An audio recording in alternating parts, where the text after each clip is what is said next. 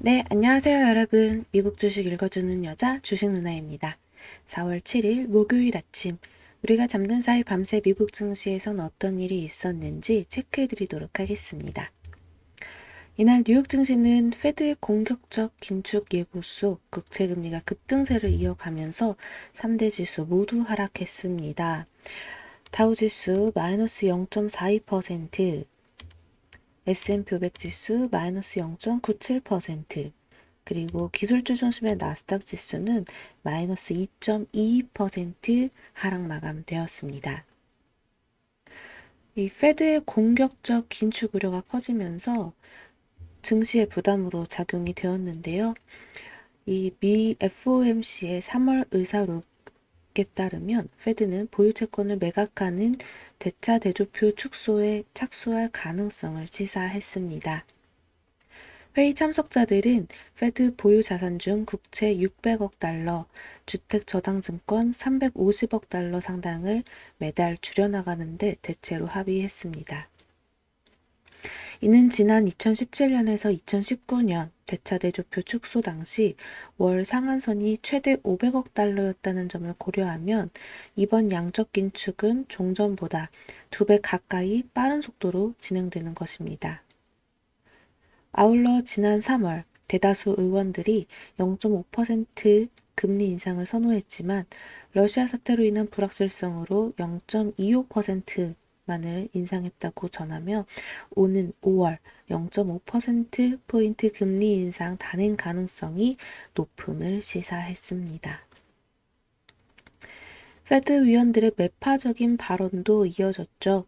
패트릭 하커 필라델피아 연방준비은행 총재는 이날 인플레이션이 너무 높아 심각하게 우려하고 있다며 한 해가 계속되고 지표가 진전됨에 따라 연이은 계획적이고 체계적인 금리 인상이 예상된다고 언급했습니다. 이어 곧 국채와 주택 저당증권 등의 보유량을 줄이기 시작할 것이라고 전망했습니다. 또 한편 시카고 상품거래소 패드워치에 따르면 연방기금금리 선물 시장에서 페드가 5월 회의에서 기준금리를 50bp 인상할 가능성은 78.8%를 기록했고 또 6월 회의에서 50bp 금리 인상 가능성은 60.7%, 75bp 금리 인상 가능성은 24.8%를 기록했습니다.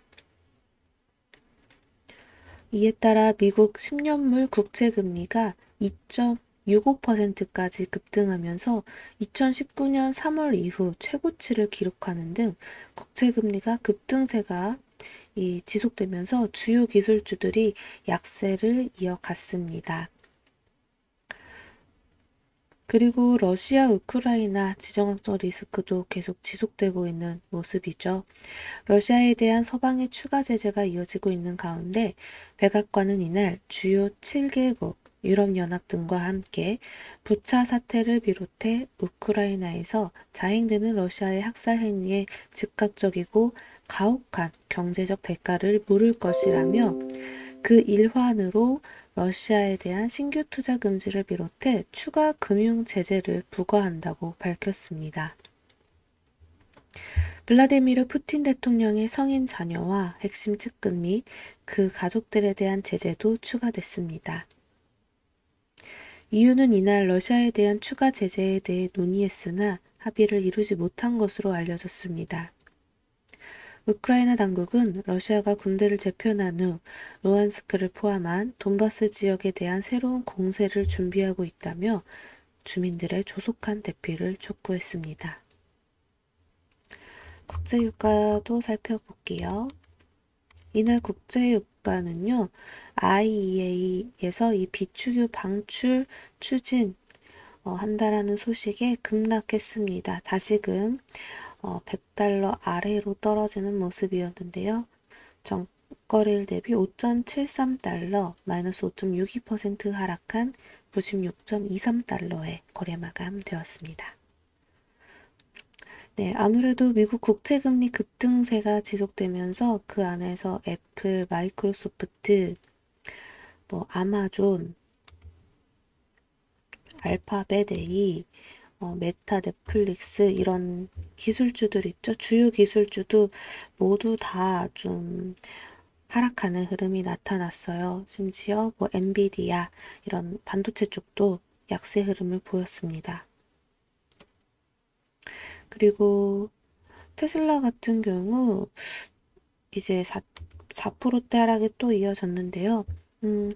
특히 이번에 일론 머스크가 트위터의 지분 9.2%를 인수하는 과정에서 증권법을 위반했다라면서 이제 SEC와 또 다른 법적 분쟁을 벌일 가능성이 좀 커졌죠. 그 부분이 또 테슬라 주가에 살짝 부담으로 작용이 됐다라고 해석해 볼 수도 있을 것 같습니다. 리비안 같은 경우는요, 1분기 전기차 생산 및 인도 물량이 예상치에 부합했다는 소식에도 불구하고 하락하는 흐름이 나타났어요. 아무래도 지금 이제 이 시장 전체적인 지수가 밀리다 보니 힘을 좀 쓰지 못한 흐름이 나타났습니다. 전날 좋았던 뭐 괜찮았던 섹터들 역시 좀 한 차례 다 눌리고 있고요. 그나마 이 헬스케어 쪽, 제약바이오 쪽에서 흐름이 좀 살아난 종목들도 있지만, 사실 우리나라에서도 지금 좀 코스닥 종목들이 많이 강한데요.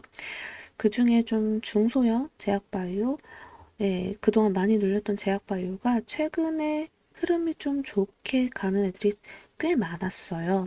물론 주식 누나 그 라이브 방송에서 제가 일부러 라이브 이 제약바이오 쪽을 중점적으로 다루진 않고 있어요. 아무래도 주린이분들이 접근하기에는 조금 리스크가 있는 섹터다 보니까. 그런데 지금 일단 흐름이 그렇게 돼가고 있다라는 점 우리가 한번 체크해 볼 필요가 있을 것 같습니다.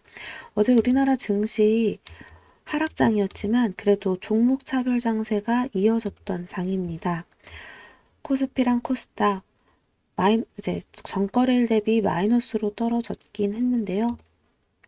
그래도 이렇게 현대차나 기아 같은, 그리고 여기 뭐 에코프로 BM이나 에코프로 이런 좀 개별 종목들, 전기차나 2차 전지 섹터 혹은 좀 리오프닝주 섹터는 어제도 여전히 강한 흐름을 이어갔습니다.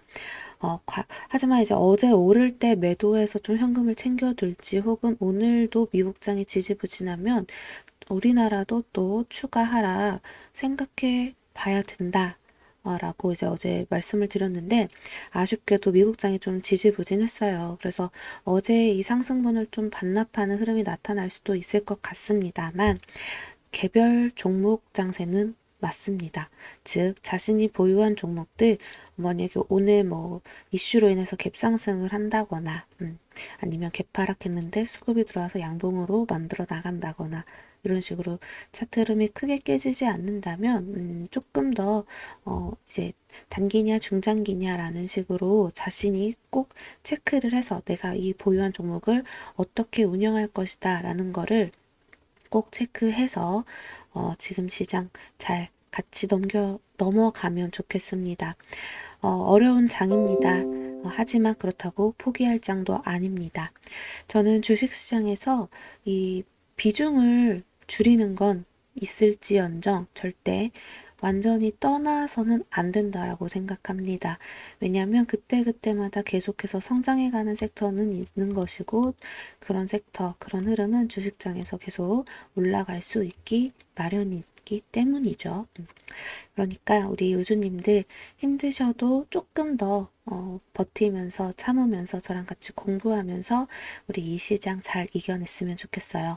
우리가 그래도 그저께 같이 종가에서 공부했던 이 에코프로 BM은 아니고 에코프로. 오늘 이제 어제 에코프로 BM 장 끝나고 이제 유상증자, 무상증자 공시가 있었죠. 그에 따라 에코프로가 또 시외에서 좋은 흐름을 보여주면서 마무리가 되었습니다. 과연 오늘 어떤 흐름 보여줄지 또 우리 우주님들 수익 많이 많이 챙기실 수 있는 그런 날이 되길 바랍니다. 그리고 또 뭐 KG 관련해가지고 또 쌍용차 이슈가 있어서 3시 5분 부근부터 상한가 올리고 했던 KG 관련주들 있죠. KG 케미칼이나 KG ETS 같은 과연 오늘 그런 종목들이 어떤 흐름을 보일지 이제 시장이 안 좋으면 그런 테마성이 훨씬 더 강할 테니까 한번 어떻게 흘러가는지 공부하면서 지켜봐요. 오늘 주식 누나가 얼굴을 못 드러낸 이유가요. 사무실에서 촬영을 못하고 지금 집에서 촬영을 했기 때문입니다.